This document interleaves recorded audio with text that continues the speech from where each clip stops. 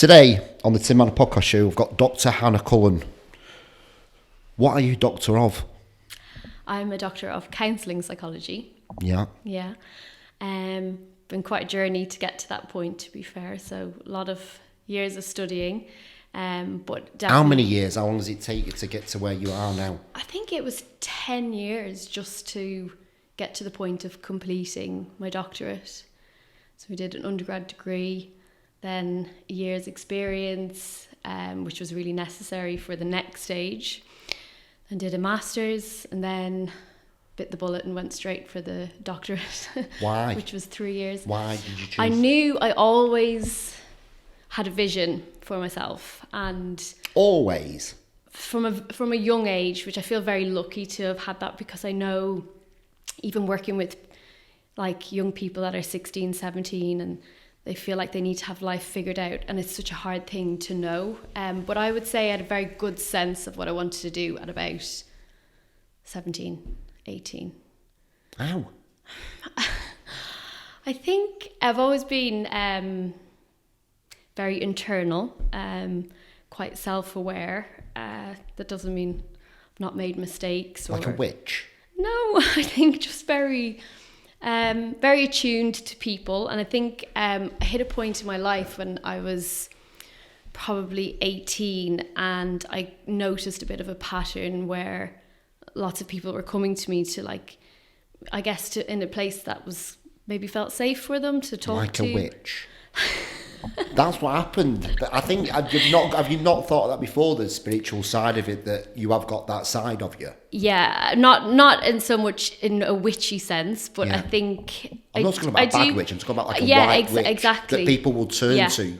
Yeah, I think sage like advice. Spirituality, I think that's a big part of being able to connect with people, and having maybe I do believe that people are naturally maybe more empathic than others, and that can be a good thing, and that can be a bad thing as well. And actually, I think what I've learned is actually you really have to learn to harness that empathy that you have, because if you feel other people's emotions and you take other people's energy, how do you at 18 though put boundaries around yourself, that people are coming to you offloading them? Yeah. How at that time, did you know how to do that at that time? No, hadn't a clue. So people are just taking energy from you? Yeah, I think I got there was probably quite a few relationships in my life that was not very balanced, maybe you would say, and it took a long time to learn how to be okay with realizing what I needed from my own personal relationships, and to be able to walk away from some difficult relationships as well that, were not serving me. Because I think when you have a lot of empathy, naturally, you don't want to hurt other people, and it's actually very difficult to walk away and do what's right for you when you know that maybe the other person might be hurt, but actually, in essence, that's not your responsibility. Your responsibility is to figure out what you need and to follow that. So at 18, you're like, I know what I want to do. I knew I wanted to help people. I think that's what really stood out. I knew I wanted to try to make a difference to people who were struggling. And I just very early learned the value of having someone in your life that you can turn to when you're in trouble. And that was probably through my parents, actually. Probably really in particular my dad, someone that I know, even actually on the way here, I was like quite nervous coming, and I thought, oh, maybe I'll just ring my dad. And I didn't need to, because I had an internal dad, to tell me, that I was going to be okay. What do you mean by that? The internal part? Yeah, the internal dad. What do you mean by that? So we internalize our experiences from people, particularly from a young age. So if you have, a very supportive parent, somebody who sort of will hold you through your mistakes and your challenges in life, you learn to internalize that. It becomes part of your world, and it adds to your resilience, maybe helps with anxiety, things like that. But equally, if you can flip that on its head, if you've grown up with a very critical parent, and not necessarily a critical parent isn't a bad parent. Sometimes parents can think they're doing the right thing. Exactly, yeah, by like pointing you in the right direction, but actually, you know, the child hears criticism. You can internalize that and you develop what we call an inner critic. So it's that voice of, maybe I can't do this, or maybe I should just go home, or, you know, somebody else would be better than I would be at this. So that's that inner critic or inner worrier. And we all have one anyway, even if you have grown up with that very supportive parents, because life has a way of knocking the stuffing out of you sometimes. But how do you create that inner parent that's a sounding board for goodness, to say you're going to be all right? How do you create that if you've never had one? That's such a good question. It's a big part of the work that I do, actually, when I do work with clients, because a lot of clients that will come into the picture with me will have this very harsh inner critic. Yeah. And largely it can come from the early life experiences. It may not necessarily be a parent. It could be really difficult childhood adverse experiences like bullying at school, where you start to develop this inner dialogue of not being good enough or being full of shame and not feeling connected to other people. And it's a really difficult place to be in. So they're the type of people I see in my clinic that I work with therapeutically, and how you learn to change that or challenge that definitely takes time. It's not a quick fix, because you have to think of how long you've been experiencing that in your life. Working with somebody to challenge that involves bringing out that inner critic and evoking anxiety. And do you know, you could say maybe, because actually how we do that in the therapeutic approach that I do is we do it through chair work. Chair work, where we split the person. So we take the inner critic and we put it in a chair, and we take the real self and we put it in the other chair.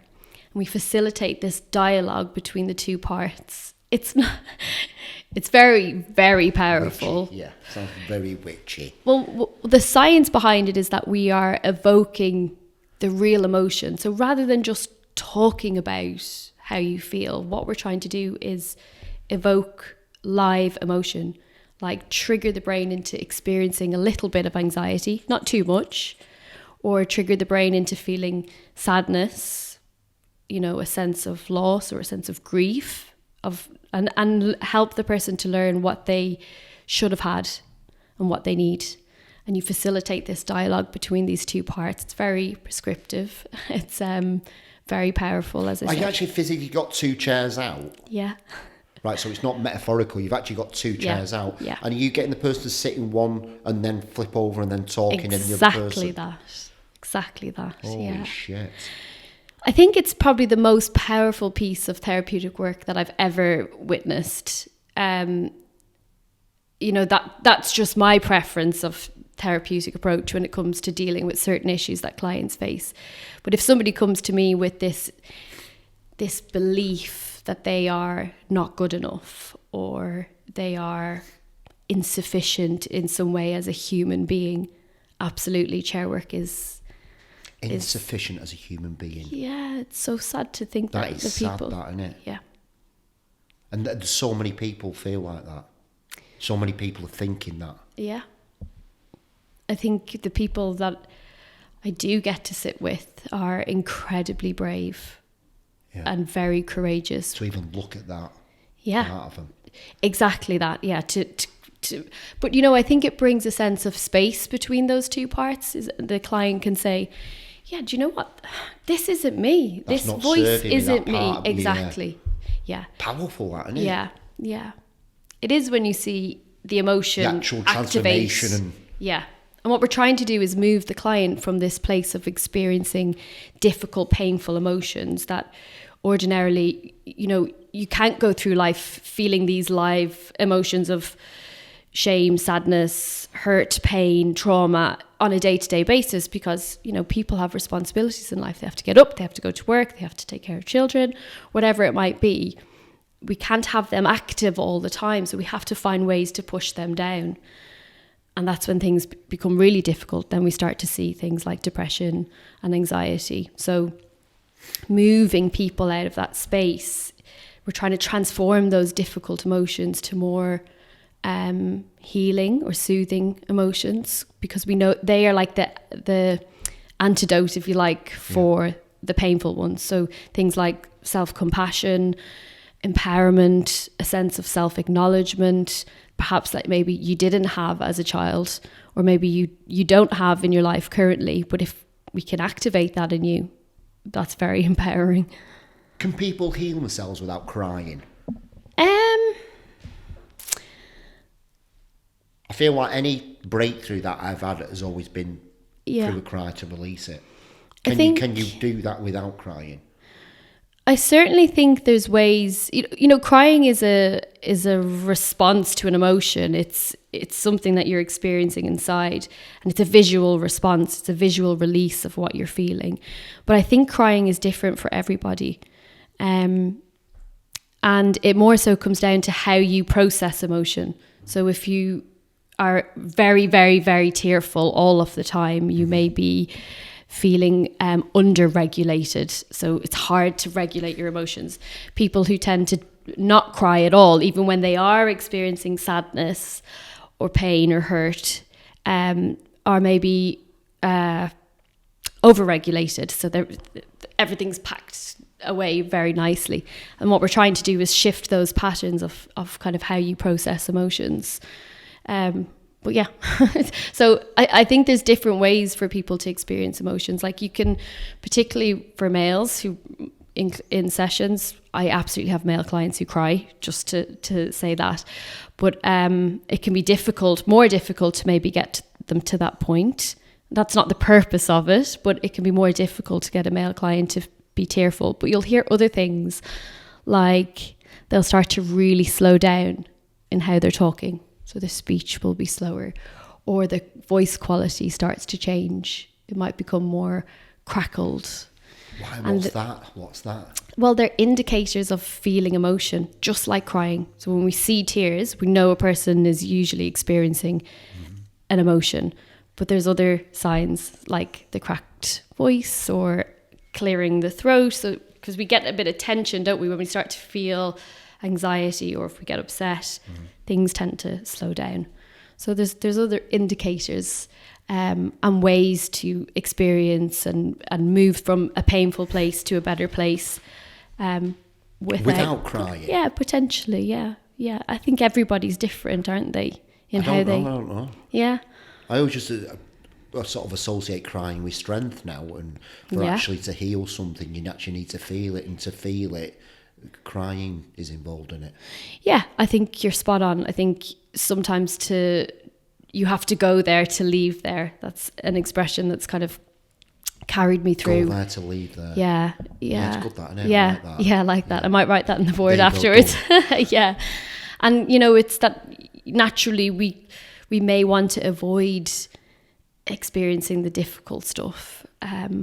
But, actually when you do, like what you say, your emotional response is maybe naturally to cry and to really feel that, because crying is incredibly powerful. Yeah. It is such a relief for the body in itself. It's you trying to regulate your emotion and make sense of everything that's going on. Such a powerful. Let's see if you can make sense of this, right? Okay. I'll tell you a story. Okay. Right. So I went to boarding school ages 6 to 15. 6 to 15. Well, 7 till 15. I'll get expelled at 15. Yeah. Okay. Shock horror, Tim got expelled. Brilliant, right? And what used to happen, it was around before corporal punishment came in, I used to get in trouble for talking after lights out. Everybody did. And what they used to do was take me downstairs into the cellar and make me stand up in the cellar. And then just before they left, they used to turn the light off. And then they'd come back every 20-30 minutes to make sure I'd not lie down and fallen asleep. And then they'd go again, turn the light off. They used to stand there for hours, right? So this was a punishment? So, yeah, this is a punishment for talking after lights out. This is before corporal punishment, right? That's just the start of it, right? What I got from that, I don't think I've dealt with that. And I don't even know what that is. But one thing I've known is that I do very, very well stood alone in the dark. You do say that again? I do very, very well stood alone in the dark.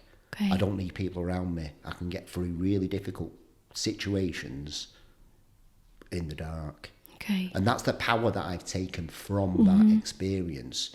But have I actually dealt with that? I'm nearly stunned. Weren't expecting that, were you? No, I wasn't, because that's barbaric. Yeah, the boarding school fucked me up, right? I do not recommend it to anybody. The abandonment issues that I've got and trust issues that I've had throughout my life because of it are ridiculous, right? Okay. I work on it every single day for myself.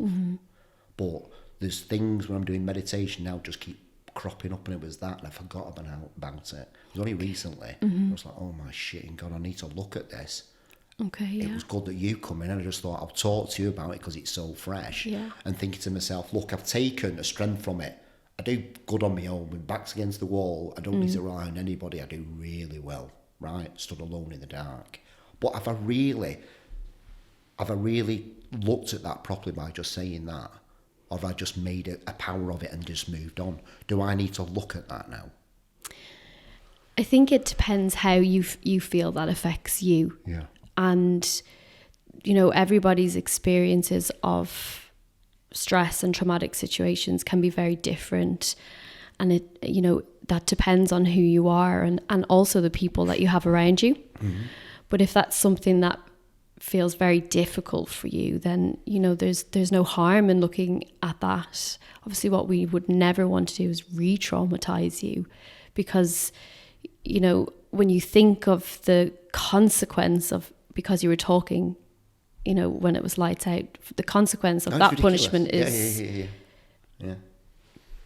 I don't think I even have words, you know, to think. And are you feeling that now? No. Okay. I think if I did feel it, I think my voice going, I'd probably start crying about it. It don't trigger me. Okay.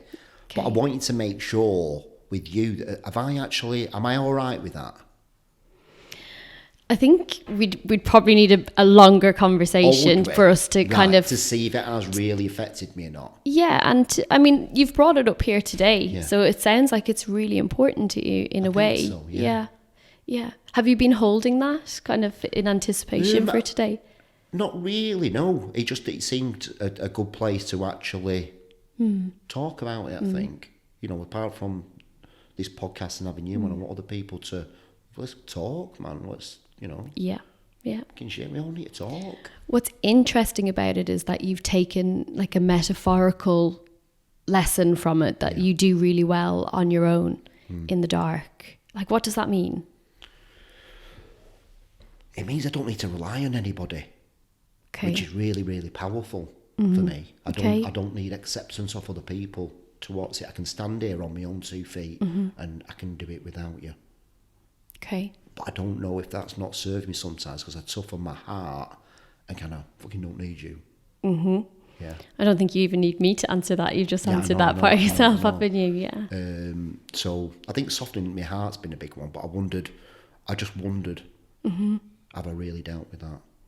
Well, what's that piece of not needing anyone? Like, is that, when you say sometimes it doesn't serve you, is that something that you notice in your life? Yeah, I feel like maybe I push people away just because of, like, my mum sending me to when I was 7. That abandonment of that has really affected me. And then these things on top of putting in a cellar, and I can stand on my own. I don't need my mum. I don't need you. I don't need anybody to watch it. It's really toughened. When you think of you as that child, though, you needed all of the opposite things. All of the opposite. Yeah. Needed love, because I went into the gym about a couple of months back, walking into the toilet, because I'm doing a lot of internal work on myself, asking a lot of questions. And as I walked into the toilet, I went to myself, you know what, little Tim, we're going to be all right. And I just went in the gym, just like crying. I'm just like, I don't know what can see me right now. It was weird. What's like that piece of little Tim, that's the other side of you almost, you know, when I spoke about... The little Tim that needed love, man. And just your kind inner of say, child, look, you know, yeah. I think that's amazing that you're doing that, because everybody has that inner child. It doesn't matter what age you are. You know, that child is within you. And if you can recognize that you've maybe grown up and that child has not had if your needs have not been met in the way that they should, like our fundamental needs as a child, they don't change actually just because we become an adult. Hannah, I think the word safe, I've never felt safe. Yeah.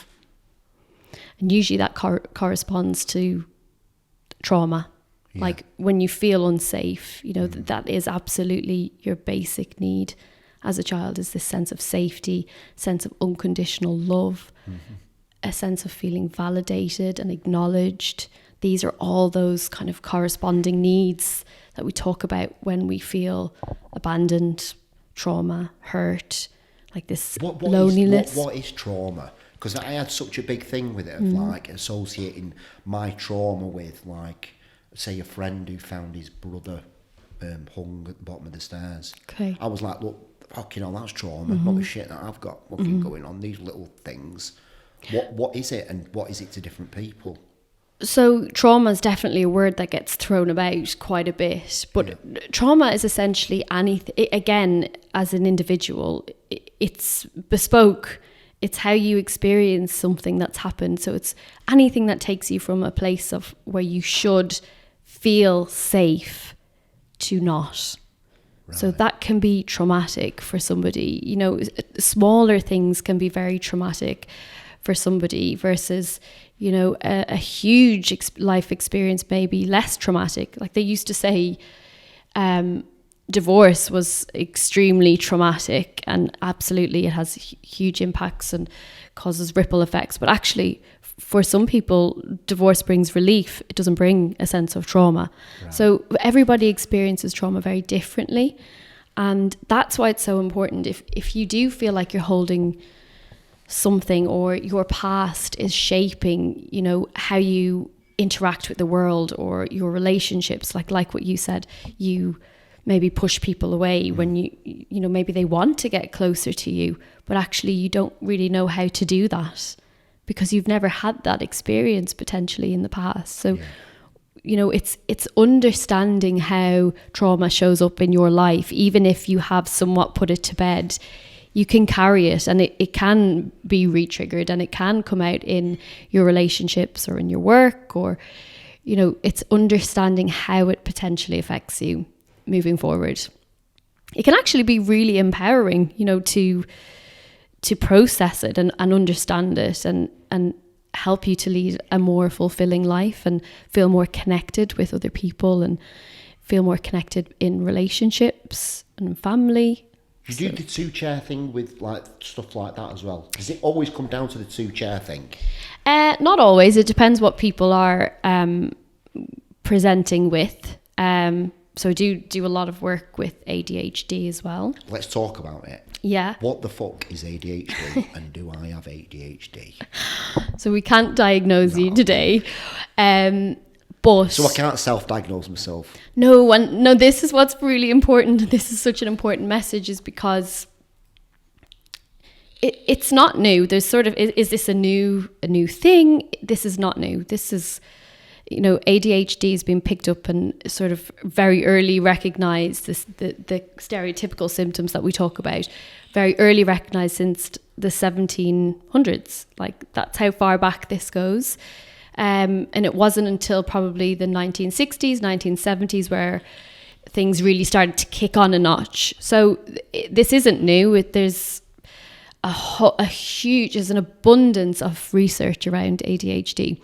But essentially what it is it's a neurodevelopmental disorder. So it basically means that if somebody has a diagnosis of ADHD, how their brain functions is slightly different to somebody who does not have ADHD. So that can lead to how they interact with the world. Maybe if things can be a bit more challenging, or they may see things a little bit different. But yeah, essentially that's what it is. And I know there's a big question now for so many people, like, do I have this? Do I not? Because there's so much information out there at the moment. Right? And how do you find out if you have or not? Is it so? It's not just because I was a naughty kid that now.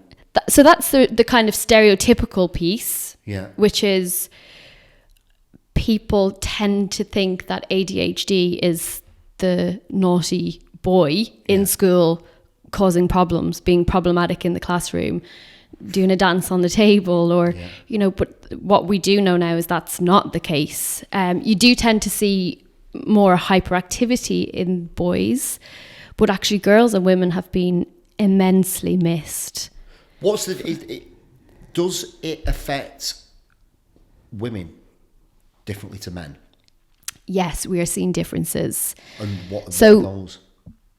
Essentially, the main components are still there with ADHD. So you may see the inattentiveness, you may see the hyperactivity and the impulsiveness, although we do tend to see the hyperactivity more so in boys. But for girls, there tends to be this much more internalized piece around internalizing the dialogue, the rumination, the continuous layer of thoughts. But girls are very good at masking. So while a boy might have to leave his seat, a girl may be able to mask that a bit better in the classroom. So it tends to be more silent. But you may see it in other places like the emotional dysregulation, where girls find it really difficult, maybe if they have a diagnosis of ADHD, to regulate their emotions. And also hormones play a big part in that as well. Yeah, and there is more and more research coming out, and I think the curve is a little bit behind. We're a bit behind the curve in terms of exploring for girls and women why it looks different and how hormones play a part in this. But certainly it's on the rise, which is a good thing. And more girls are now, and women are being diagnosed, which is good news. How do you get diagnosed? What's the process? So, yeah, I think that's a super important question, because I'm not actually sure that many people do know the answer to this. And basically, if you need to have a diagnosis for ADHD, or you think you have a diagnosis of ADHD, you have to have that confirmed by somebody who is very experienced within the area. So usually a psychiatrist or a psychologist. And somebody, even that said, somebody who has experience working with ADHD and other kind of disorders as well for at least 5 years. So that's sort of the standard, which is problematic now, right? Because for there's 5 years before you get a... For 5 years, so they must have experience for at least 5 years in understanding ADHD and different disorders, because ADHD very rarely comes on its own, very rarely. What do you mean? So it's called like comorbidity. I don't know if you've heard that word. So basically what that means is 80% of people who have a diagnosis of ADHD will have something else at play, such as an anxiety disorder, or such as depression, or maybe a learning disability. So it very rarely comes along its own. So you need to be sitting with somebody who's able to diagnose ADHD, but that they can also differentiate between what's ADHD and what's an anxiety disorder, or what's ADHD and what's depression, or is dyslexia at play. Your practitioner doesn't have to have huge competencies in all of the areas, because the comorbidity is very vast, but you do need to have somebody. Comorbidity. What's that mean? It's when another condition runs alongside something else. Okay. So ADHD might be the primary diagnosis, but maybe a person might be on the spectrum for autism, or some of those other disorders that we mentioned. So you need to be sat with somebody who has a good idea of... So there's not a test, you can go online, put in a few things that I don't do very well in social crowds and stuff, and then you've got ADHD. I'm not saying I've done that. Yeah. But loads of people have. Yeah. And do you know, it's how you interpret that. I'm not saying that it's a bad thing. I think if you're curious about this and you think this might fit, then, trust your gut. And yeah, maybe those screening tests might be useful in trying to educate you around what the symptoms are and what fits, but it's not enough. So even now, for professionals who are diagnosing ADHD, we won't send out a screening test, because a client can just say, oh my God, that's me, I have ADHD. Why is it so important to you? Because you're really passionate about this, aren't you? Yeah. Why is it so important to you? A lot of people say, oh, I just fell into things. Yeah. And I sort of did fall into this, but it very suddenly started to make a lot of sense to me. So I was working with people in addiction, and I don't think I had one client at the time that didn't meet the diagnosis for ADHD. So there's another comorbidity. So you might have ADHD and substance abuse or substance misuse. And I got really curious about it. And the more I started to understand about ADHD, I started to realize that it was in my family. So my extended family, there's high levels of ADHD, you might say. And it started to make a lot of sense. It started to make a lot of sense to me about things that I was seeing, and, you know, certain kind of people that I was coming across in life that were finding life incredibly difficult to do. They were having really difficult time with their relationships. They may have been addicted to substances like cocaine or alcohol, and they just were not functioning. And actually, when they have this diagnosis of ADHD, things start to make sense. They really do. And that was actually what was so powerful for me as a clinician, was seeing the relief that this diagnosis was bringing to people. Like the diagnosis itself was therapeutic. And they're not crazy or mad or however exactly. You label it. Yeah.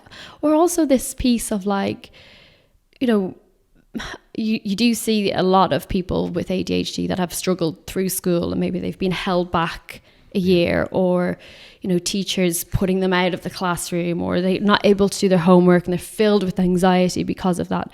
But just this sense of, like, I'm not stupid, or actually I'm not lazy. There's an answer here as to why I've been struggling through life.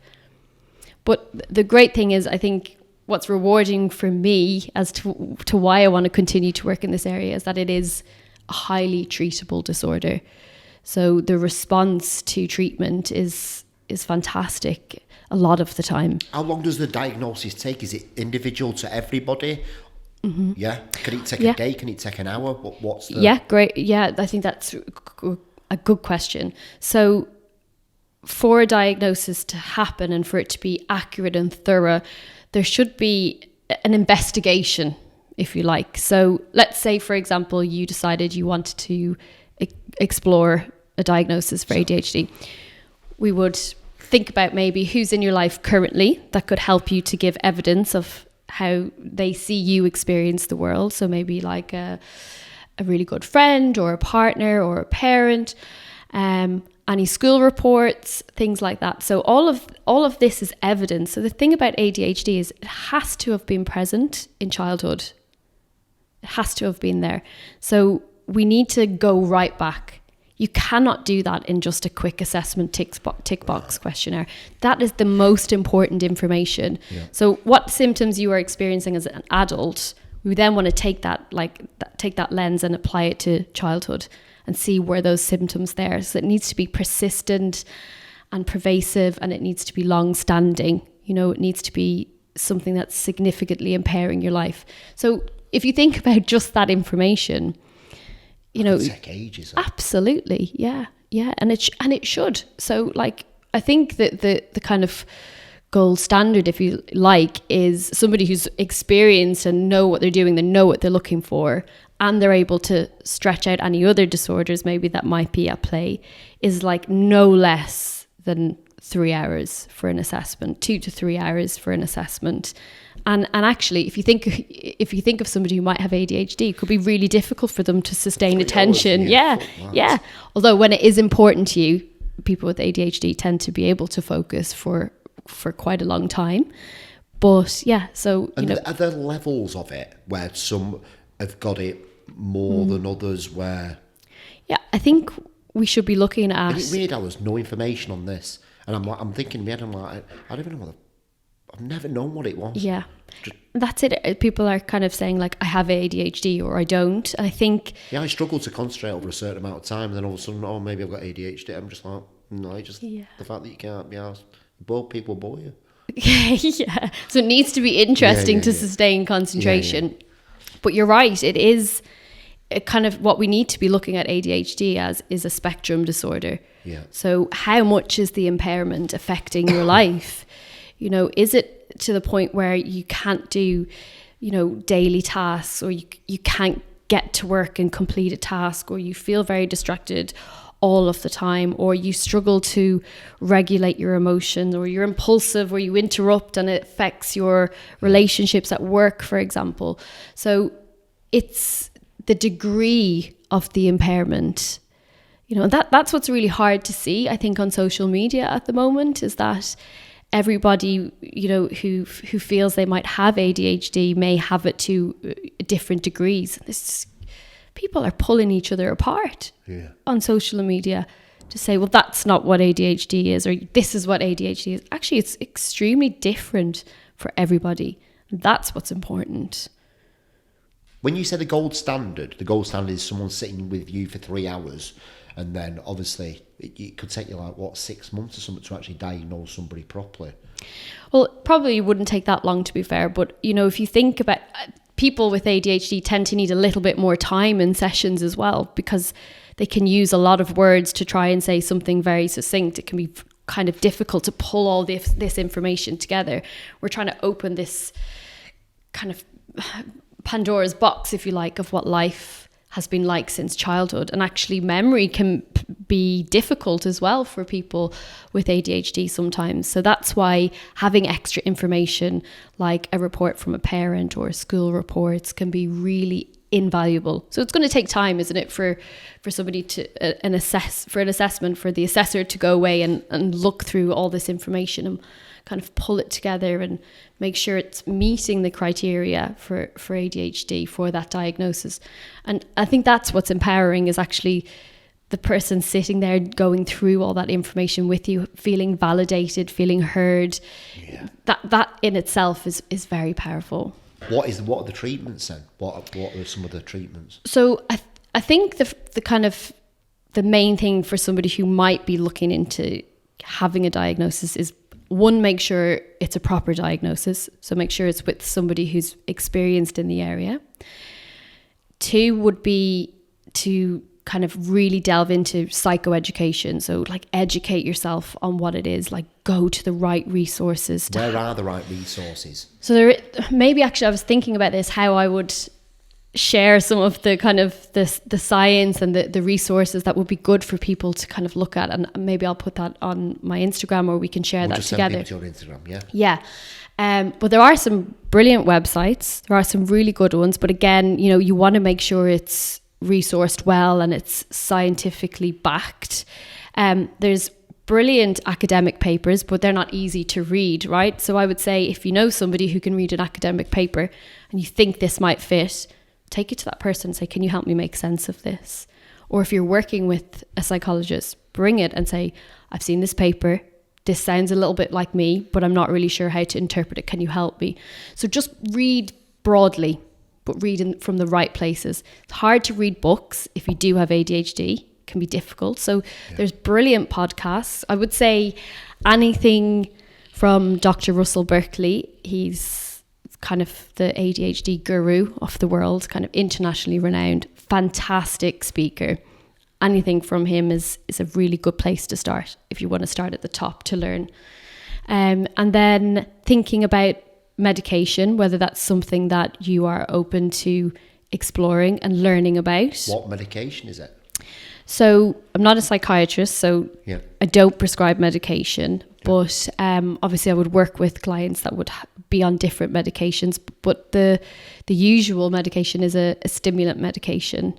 But there are non-stimulants as well. And people tend to respond quite well to medication, although not everybody does. Yeah. But those that do, you know, find the medication, you know, helpful, this is when we say ADHD is highly treatable. They will function exactly like somebody who doesn't have ADHD. It is that good in a sense. But I know that I understand that not everybody is open to medication. But I will say that people who've come to me with the question about, I don't want to take medication, when we start to explore that and what the reasons are behind that, or you maybe look at some comparisons.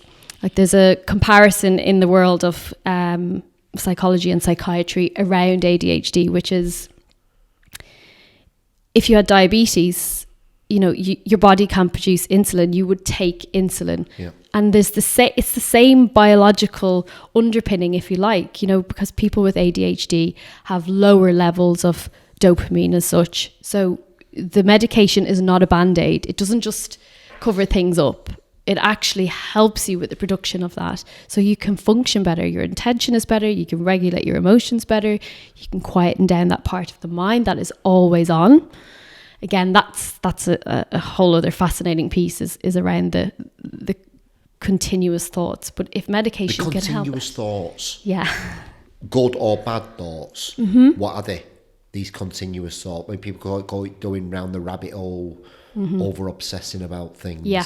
Yeah. Is that what you mean by that? Yeah, exactly. So there's an area of the brain called the default mode network.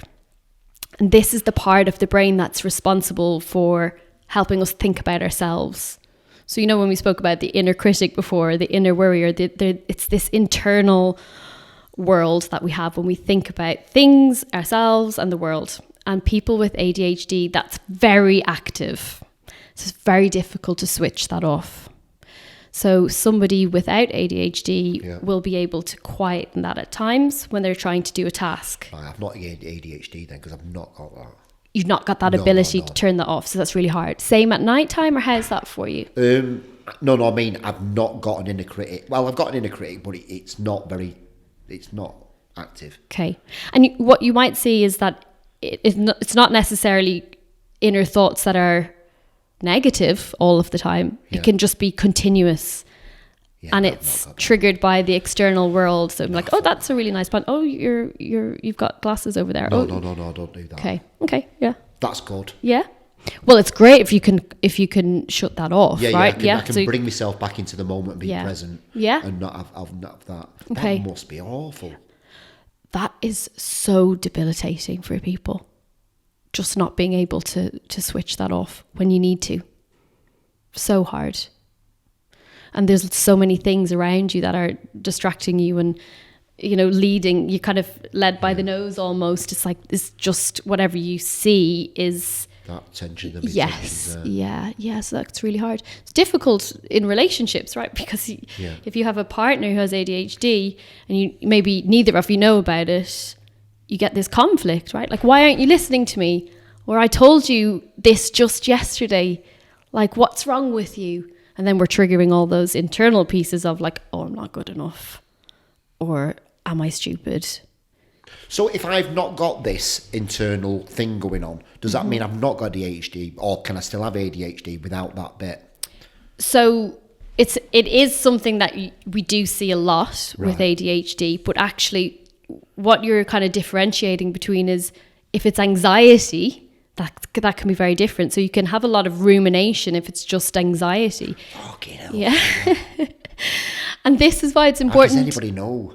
Well, this is why it's important that you are sitting with someone that can go, actually, that's more related to anxiety, because you're ruminating and worrying about the future, and you're catastrophizing and you're panicking, and you can't switch that off. Where ADHD is different. It doesn't, the continuous thoughts are not necessarily fear-based. It's the anxiety that is. And I think that's why a lot of people are stuck on this dichotomy of I have ADHD or I don't. And actually it's like, you might have ADHD, but potentially is there something else at play? It's just so many people talk to me about it. Yeah. So many people put it on. So I've got, I think I might have ADHD, or that's because I've got ADHD, and it's just like they have not got a fucking clue. It's really deep, it's almost isn't impossible, it? Yeah, in it to actually diagnose yourself. In fact, it is impossible. Yeah, and it's dangerous in a way, because I think if someone is trying to make sense of what's going on in their world, like, I totally get that. And if there is a label out there and a diagnosis out there that can help them to make sense of that, then absolutely. If you can change your narrative, change your world, better your relationships because you feel something fits for you, then I get that. But it's really important not to self-diagnose, because you have to have this underpinning and understanding of the different things that can be going on, you know, as part of your world. And the best place to kind of figure all that out is with somebody that has an understanding of that. How big is what you're saying before about ADHD and addiction? You know, it's like you see most addicts with ADHD. Yeah.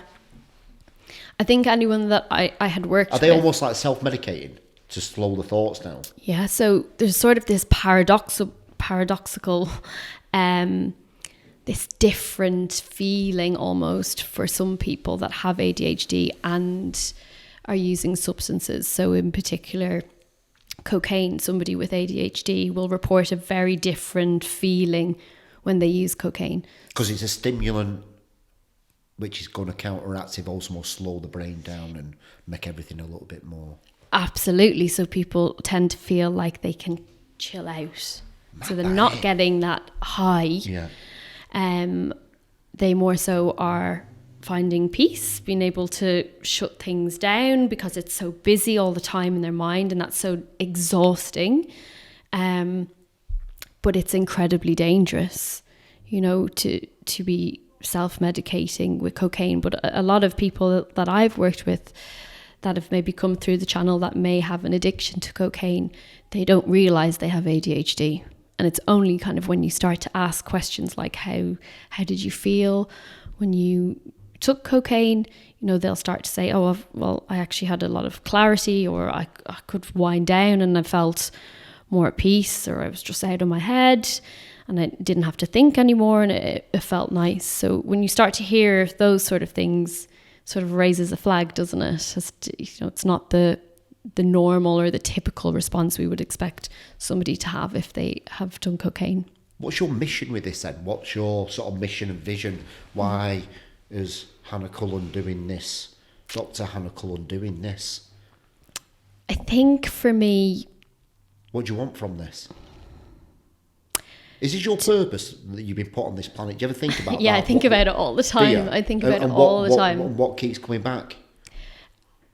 I have one client that stands out in my head, and I think he sort of brings me back to my core as to why I'm doing what I do. And tell me your story. Can you tell me your story? I'll be mindful how I tell it. I'll be mindful of confidentiality. But he was a young man who was addicted to cocaine, and he didn't realize that he had ADHD. So through like a multidisciplinary team, we were able to figure all of this out, and we did incredibly powerful therapeutic work. We did the chair work, and he was so brave and he was so courageous, and he had children, and you know, his relationships were extremely difficult because all anybody could see was the addict, right? They couldn't see anything else that was going on. They could just see this selfishness, or that they believed he didn't care about them. And of course that wasn't true. This is probably one of the nicest people I have ever met in my life, like ever. I mean, he stands out all the time. And through his recovery and his commitment to therapy and his understanding of himself and his understanding of his condition, you know, he is years and years now, like, you know, doesn't do drugs, doesn't drink alcohol, understands he has ADHD, takes medication. I think the thing for me is seeing, because I do have the privilege of, we sort of touch base every now and again. So seeing where his life is now in comparison to when he first came to me, like the image I have in my mind of him when he first came to me was like, is this person going to die? Really? He was so ill. He was so ill. And I see where he is now and the father he is to his kids. And I think that's why I do what I do, because it's helping a person, reminding them of their worth when they're at rock bottom. And it's intergenerational. The knock-on effect is like, you know, that man has been able to be a better father to his children. And those children are going to go on and have better experiences in life because of his commitment to himself. and because of the work that we did together. And I think that's why I do what I do. It's like, if I can have that domino effect almost for the next generation, I think that's amazing. Where the hell's that come from? Where's it come from, that? Just helping people know the worth is such a powerful thing to say, Hannah. It's like, where's it come from, that? Yeah. I mean, most of the stuff that I come up about, like abandonment stuff, is like, I don't want people to fend for themselves. I don't want people to feel like they're on their own, because I know what it feels to feel like that, and I'm not having it. Right? So mine's come from a kind of trauma. Where has that come from? For me? Yeah.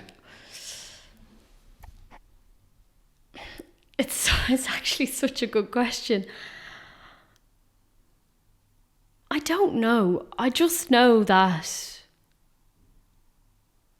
I love people, and I always have. And I'm thinking about the interview I had to get onto my doctorate, and they asked, well, why do you want to do this? Like, why do you want to sit with people who are in pain? And I think I remember my answer being, I just love people. And I think I naively, potentially, I don't know, I see the good in everybody before I see anything else. That's got me into trouble a few times as well. But I see that, and I believe that. And I believe that the person sitting in front of me, if they've got themselves to a point where they're willing to be vulnerable with me, a stranger. It's the weirdest thing in the world is to go into a room with somebody that you don't know and talk about your inner most difficult experiences. It's so brave. So I think if somebody has got to that point where they're sat in front of me and they're willing to do that, I see their good. I believe that people are innately good. And I know that life is difficult for people, and circumstances in life don't kind of give the best platform for everybody. And if I can help a person to make changes in their life and make adaptations to make things easier for themselves, to bring them back to that place of like, yeah, I am worthwhile, or I deserve better than this, and I don't care who's going to tell me otherwise. I know I deserve better. Then that's, a life mission almost for me, I think. Yes or no, you were a witch in a previous life? Basically what I'm saying, because that has come from somewhere. Maybe. Surely you must have thought about that on like a real deeper spiritual level. That's next level talking, that, Hannah. Okay.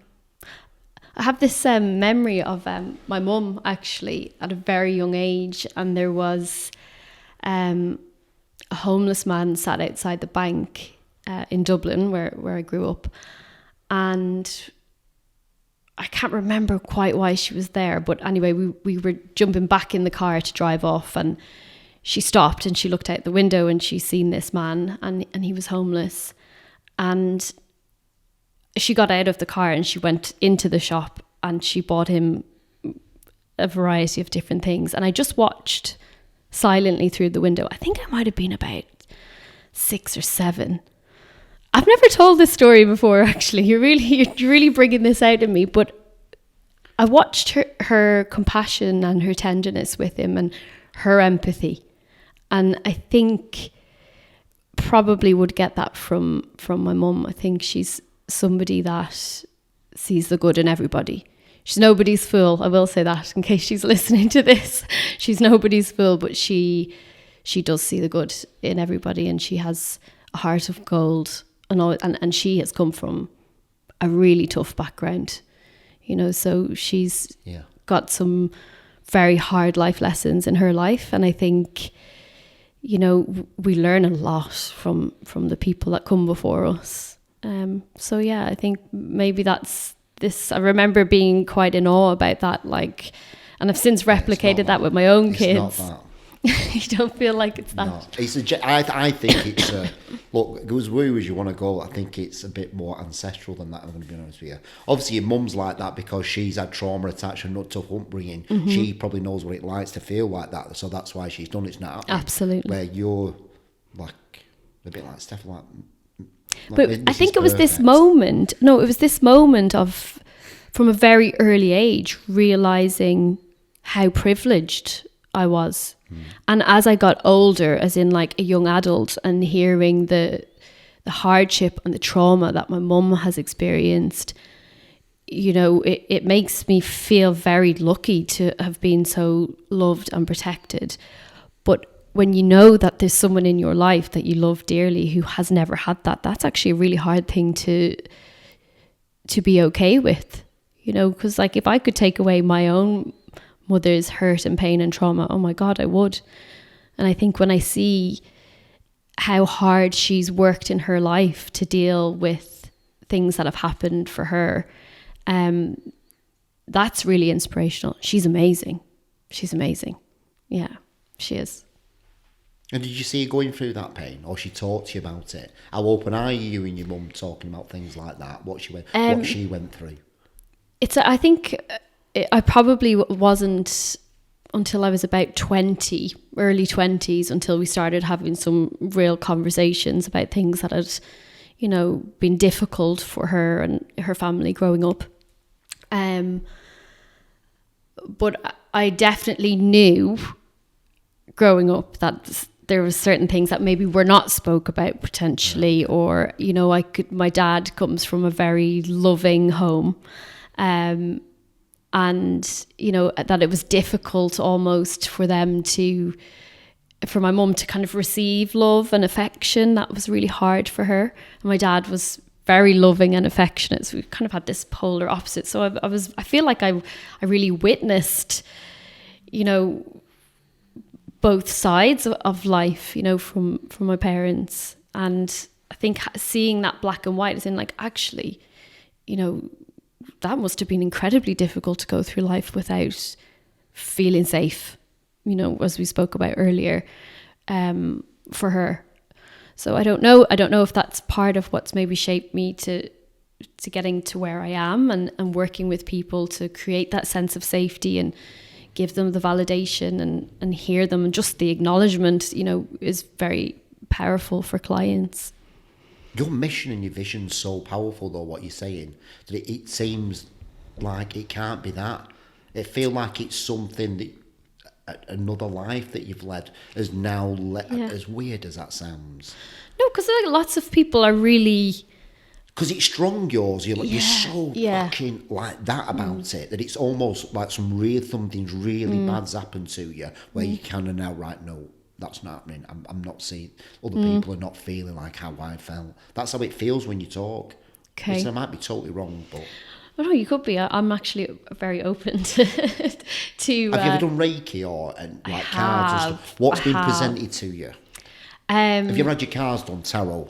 I've not had my cards done. Right. I have had some experiences with a medium, which was absolutely mind-blowing. What did they say? Oh, what didn't they say? I think things that were going on in my life that were very prominent and like that I did not even realize were in the pipeline, that literally was just so true. Right. Things that have happened in the past that were insanely accurate. I think when I've had that experience, I'm like, oh yeah, it's got to be something. Did you talk about past lives? We didn't talk about past lives, no. I don't know if that's kind of what she does as such, but yeah, I think it's a really interesting concept, and I have done Reiki before and found that very, very powerful, very therapeutic. Yeah. Do you like saying that to your clients about these being sort of like complementary therapies to like working with you? So I think you have to gauge your client. But the sort of the Reiki and the... I think you have to gauge your client. I think I always find that clients that do have a sense of spirituality, that's a really useful tool to heal, because to believe in something that is maybe bigger than yourself can be bring you a sense of relief. Yeah. And I think if you can pull that into the work, there's ways to shift and move clients that it is sort of sometimes a lot easier actually to do than you would expect. And if people can tap into that, you know, there is something, there's a bigger picture for me here, or this doesn't have to be how I want my life. You can tie the spirituality into the psychological work. You know, it's like, okay, so you believe that you are meant for more, or you believe that you deserve better than the situation you were in. And you believe that, like, as part of your higher power, your sense of self sort of knows that instinctually. So it's like, okay, how can we use that? How can we bring that person through to then think about the behavioral changes that might be blocking them, and start to remove those things and help clients to break old patterns of behavior that are holding them back. Because I think sometimes you can have all that belief, but if there are things in the way and things you do out of habit that are harming you, you have to find a way to change those first. And that's when you can start to see the shift. The shift. What is that shift? A frequency shift? You feel the vibration change, the mood change, the energy, the... Yeah.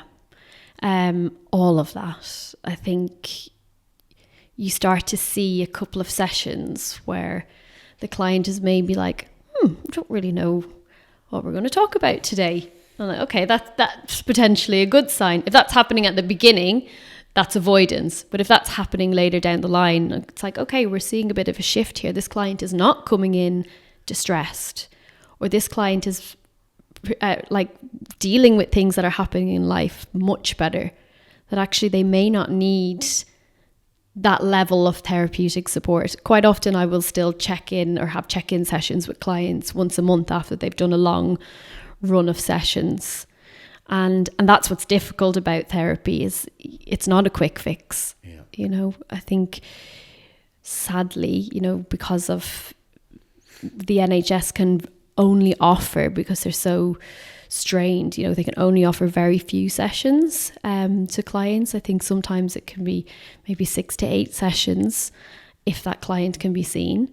But, you know, the research shows that actually, you know, it can take nearly up to 22 sessions before you see long-lasting therapeutic changes. Really? Yeah, so it's hard for people, you know, to one, commit to that length of time, but what's also... the wait with the NHS if somebody is struggling and what's it?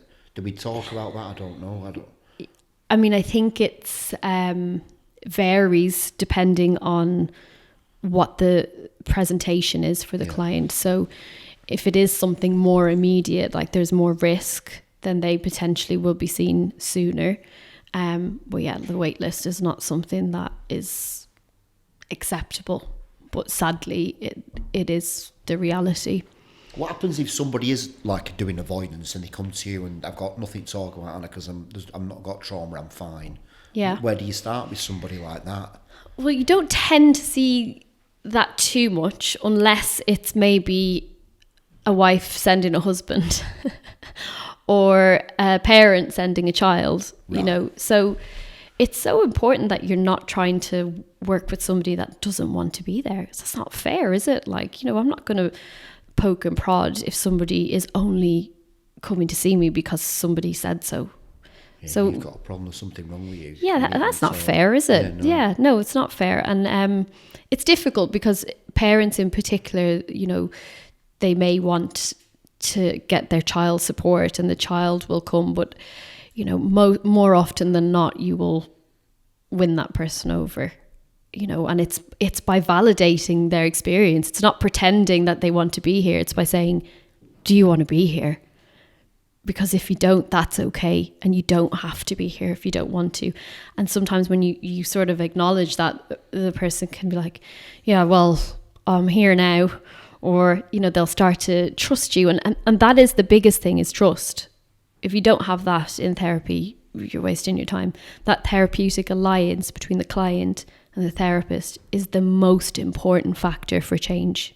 So you have to be aligned. You have to have this sense of, this person's got me, or, okay, I feel like I'm in the right place, or I feel safe. Like, you need to have that. That is witchy, that. Do you think? 1,000,000%. Would you not think it more... I mean it in the most beautiful sense when I say that. Okay. the alignment, the Reiki, and aligning your energies with that person so they feel safe and stuff.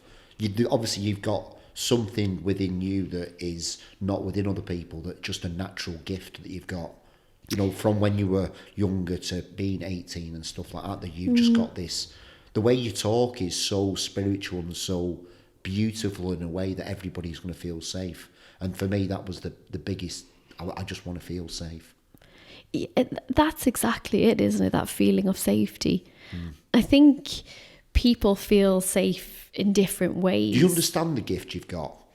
Do you ever look at it and... Let me ask you this question. Okay. I might as well fucking... Yeah, go on. Do you ever look in the mirror and look back at yourself and say, I'm really proud of you? Do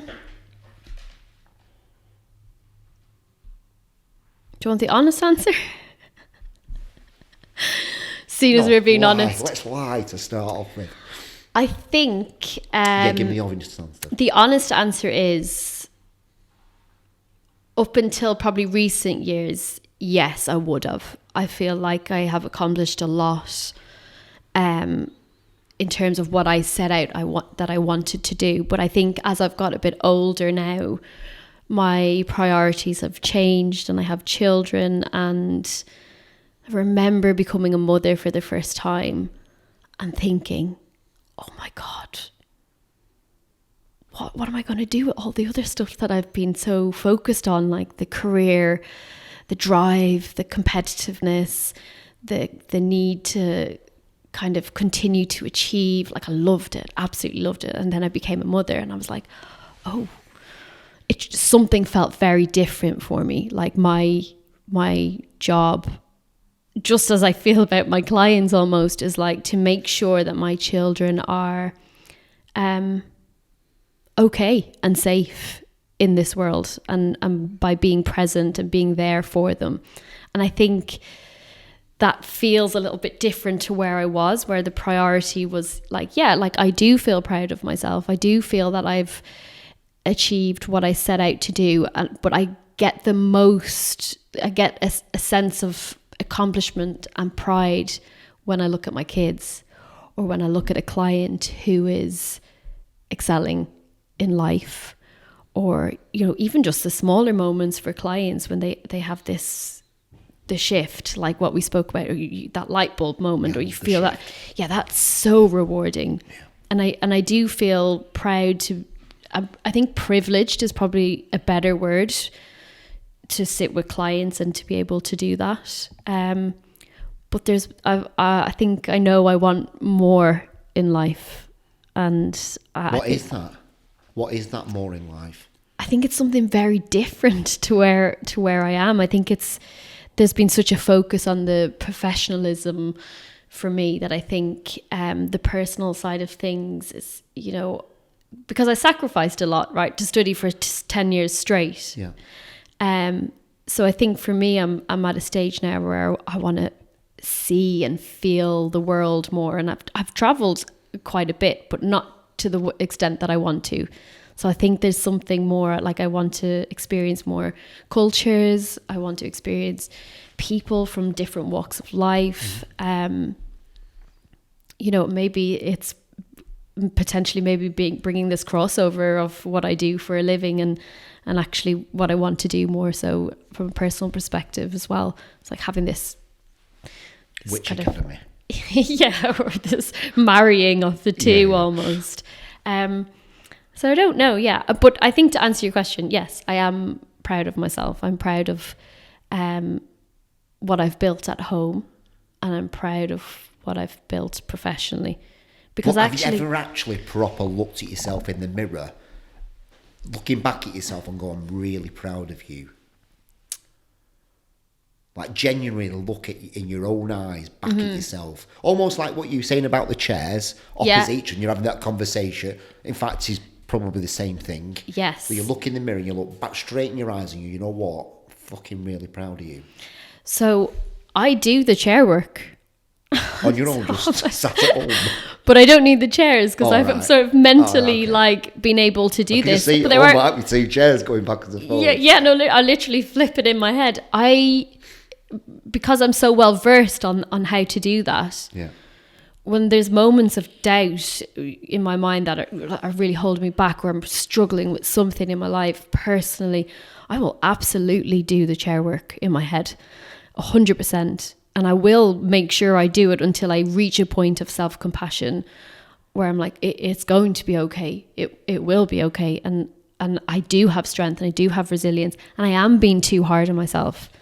And you get to that point where you want to say, fuck off to the chair that's criticizing you. You're like, enough, leave me alone. I have a work one as well, so I'm trying to go to sleep at night. What? If I'm trying to go to sleep at night, there's this work voice where it's like, oh, you need to reply to that email, oh, you need to do this, you need to do that. I'm like, okay, good night, you're keeping me awake, be quiet.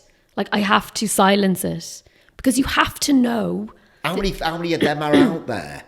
What's the one where it's called? Is it called internal family systems?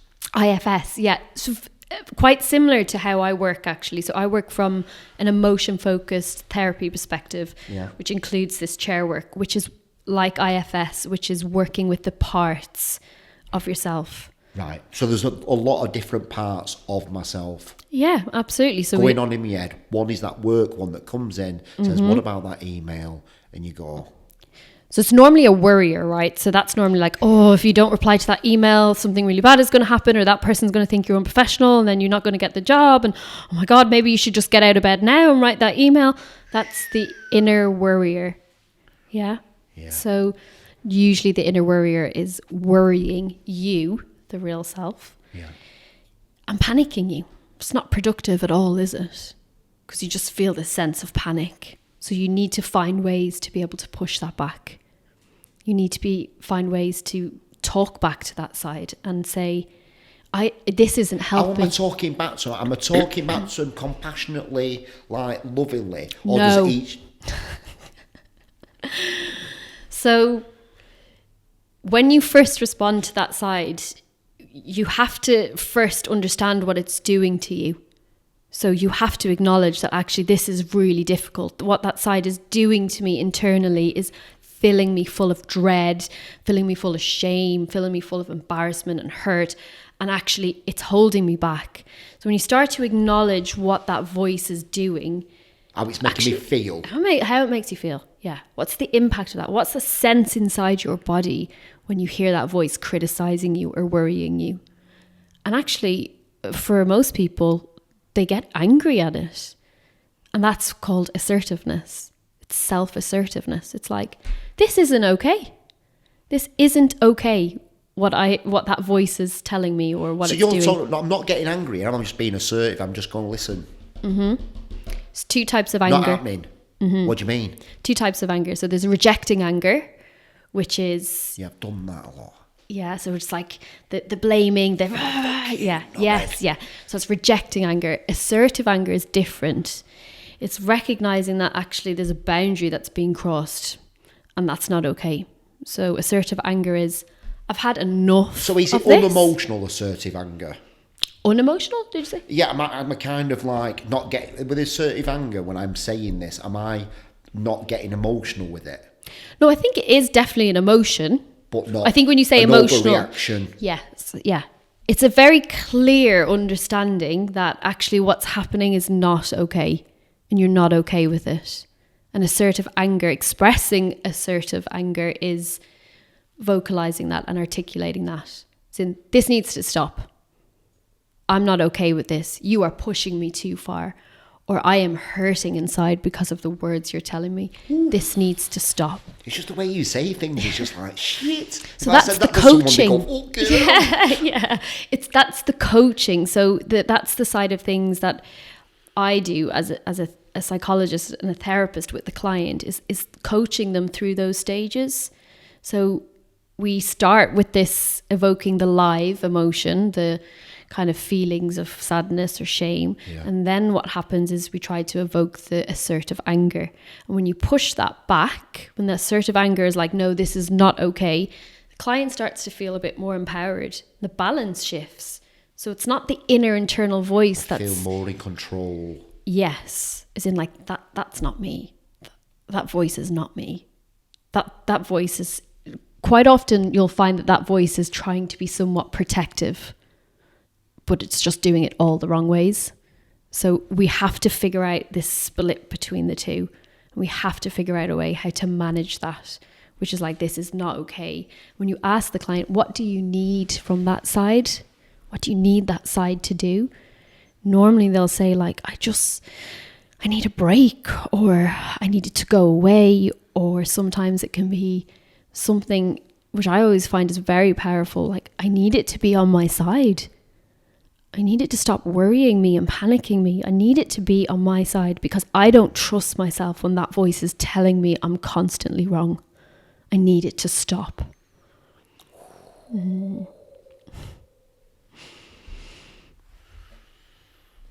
Does anybody ever say they want an apology from it? Absolutely. Apology is a big part of the process because that is self-love and self-compassion. So when you move them through the chair work, that inner critic, sometimes it softens. And it's like, well, I'm not trying to hurt you. I just want to remind you to do all of these things. Yeah, I felt that. Yeah. Because if you don't, your world's going to fall apart. So it's my job to criticize you and remind you. I'm just protecting you from insecurity. Exactly. Yeah. It's like there's a form of protection. There's a layer of protection, but it's from the wrong. Yeah. Goes right back to what we spoke about in the beginning about the critical parent. Yeah. How actually sometimes when you have a critical parent, they're not trying to hurt you or harm you. They're just doing it from trying to protect you. Before, I don't want it to happen to you. Yeah, trying to protect you. How do parents kind of stop that on the kids that they've been through something and they are overprotective? Because I feel that they're wrapping cotton wool and they're not letting the hardships of life teach them. How do they stop being reiterating that pattern almost? Yeah, I think intergenerational trauma is something that we talk about a lot, which is like what we pass down from generation to generation. How we were raised as such, may impact how we then go on to raise our children. But I think self-discovery and self-awareness are really important, especially when you become a parent, because you sort of have these expectations of your children. What did you find out about yourself when you became a mum? I realised how anxious I was as a parent, that I've probably carried that through. So everything was about being careful, make sure nothing bad happens, make sure no one has an accident, make sure nobody does this. And I couldn't do it anymore. I was like, oh my God, I remember this point where I think my son was about 2 at the time and he was running down the road. And I couldn't enjoy it, right? Because all I could hear myself was saying, oh, be careful, be careful, be careful, don't fall, don't fall. And he would stop. And it got to a point where he would not get on a small wall because he was nervous.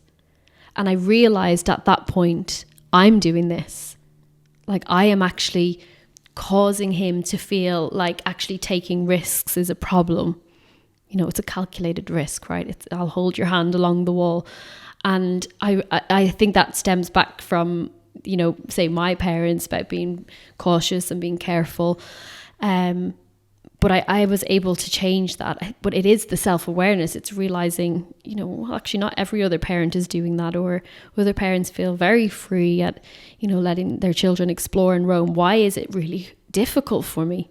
And thankfully that is something that's changed. How did you change that? Just by being very aware of when I would say, be careful, like when he didn't need to be.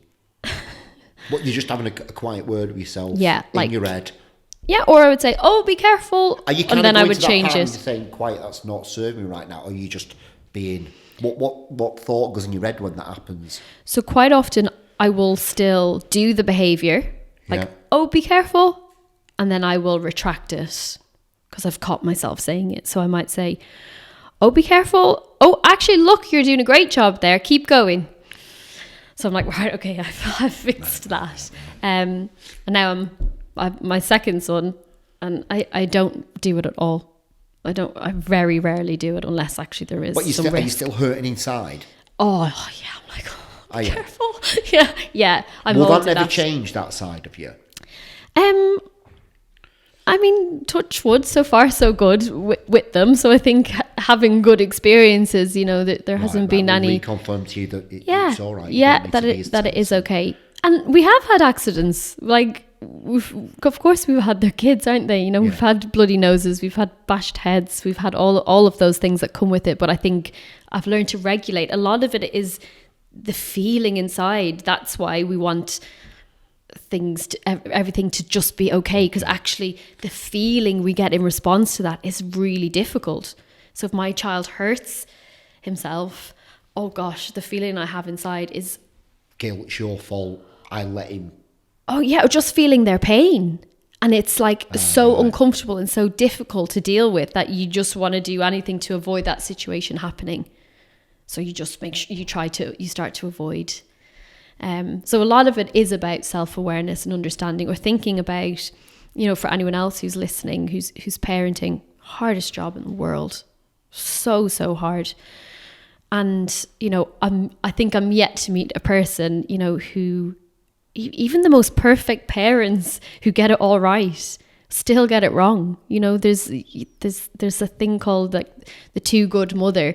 You know, it's this piece around trying to do everything right all of the time, and actually, you know, you simply can't. It's a really difficult job. Where can people find you?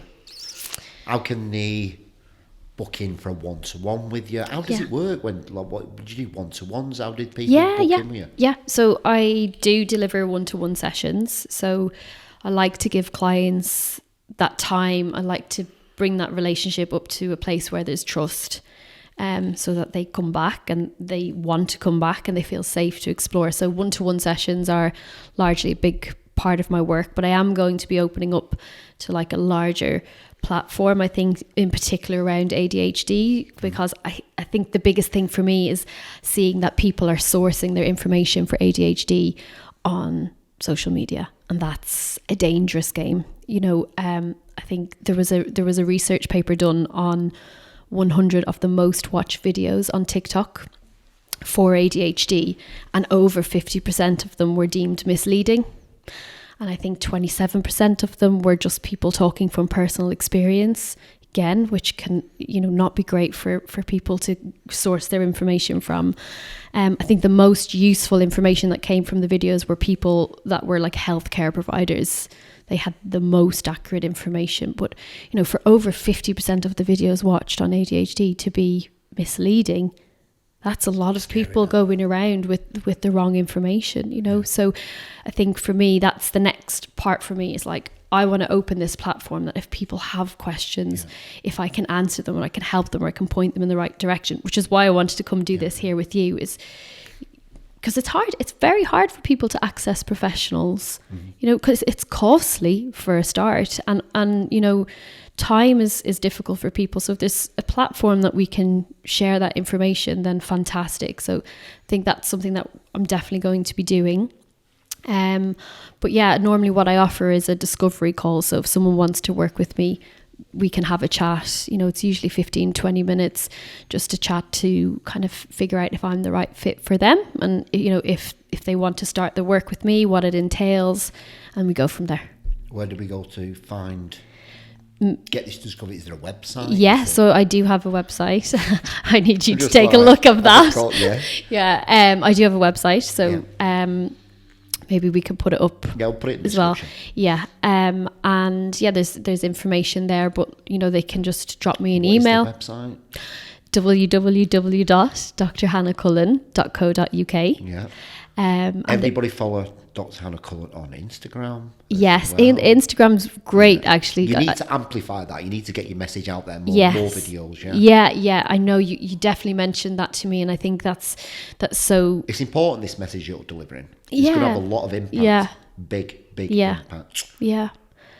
I think, you know, Instagram is a great way for, you know, there's quite a few people that would follow me that we'd still have, you know, small chats inside and outside of videos, which is great, because you're building that sense of community. And actually, I really like the audience and the community on my Instagram page. I think that's great, because getting a sense of how I work as well is important. You know, it's not. Yeah, you as a person, you as a brand. Yeah. I think people tend to think that, you know, if they go to a psychologist, it's extremely clinical and cold, you know, and that's absolutely not the case.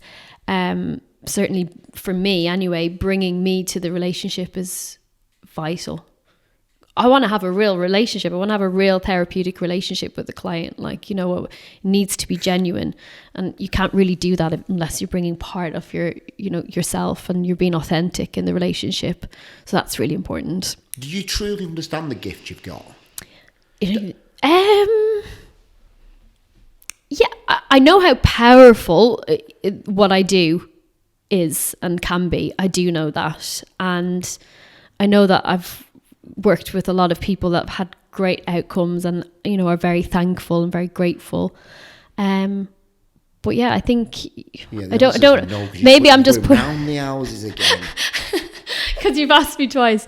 I mean, is it a gift or is it learned? I think people are my gift. I think connecting with people naturally, inside and out. Like, I couldn't sit in the back of a taxi and not know everything about the taxi man inside 15 minutes. Like, so connecting with people, I think that's definitely one of my strengths, or as you might say, gift. I don't know why I'm pushing it down as not a gift, but that's imposter syndrome. Yeah, exactly. Okay, I will own that. I think one of my gifts, one of my many gifts, is connecting with people, and if I can make that meaningful on a deeper level than a lot of other people. Yeah. I want to know that. I want to go there. I know. I can tell. I can tell when you say it. Yeah. I can tell when you say it. Not everybody's like that. Yeah. And you just like, you've got a way about you that gets to that level a lot quicker than other people. I would agree with that. Yeah. Do you know what I have learned? Is it's also a skill to learn how to stay up at that level. Because actually, you have to be really careful not to deepen everything for everybody all of the time. Yeah. And when you're naturally inclined to do that, the skill set is actually learning how to stay up here and do the small talk. Yeah, I get that. Yeah. Yeah, the small talk's boring. I hate that. Yeah, not a small talk either. Thank you, mate. I appreciate you. My pleasure. Thank you so much for having me. I've honestly been really looking forward to it. And you did make me nervous at first, weren't you? I'm just like, I couldn't stop you. I couldn't shut you up. I know you do. It's so obvious. You're like telling me to write on the board. I'm like, no. What did we say we were putting on the board? You have to go there to leave there. Yeah. Yeah. Thank you for listening, everybody. Goodbye.